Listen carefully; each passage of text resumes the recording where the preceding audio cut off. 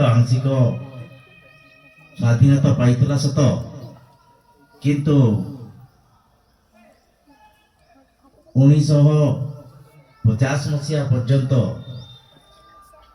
ଉପନିବେଶଙ୍କ संविधान अनुसार आम देश शासित होता।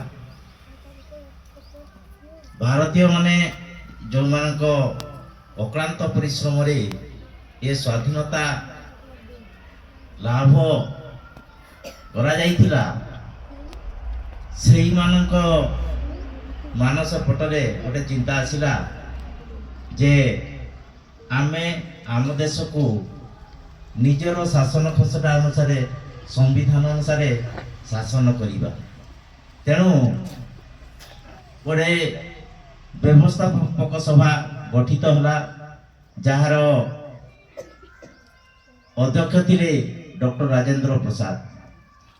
तांकरी अध्यक्षतार आमर भीमराव आंबेडकर नेतृत्व में आम संविधान प्रस्तुत होला।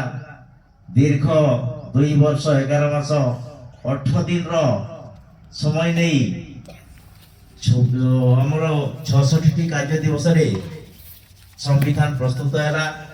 जो संविधान संपूर्ण है 1949 मसीहा नवेम्बर मास 26 तारिख दिन एवं 1950 मसीहा जनवरी 26 तारिख रु ताहा कार्यकारी है।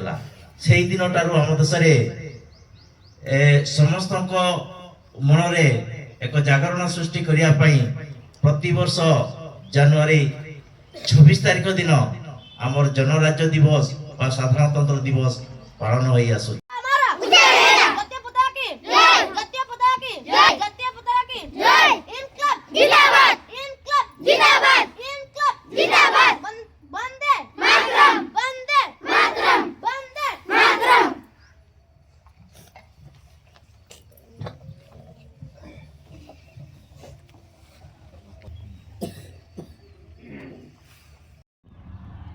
This day, the Constitution of India came into 1950.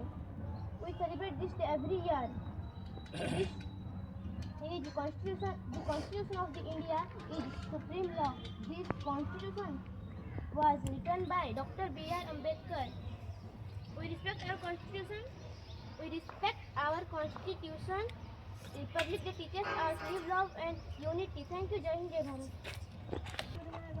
Bharat.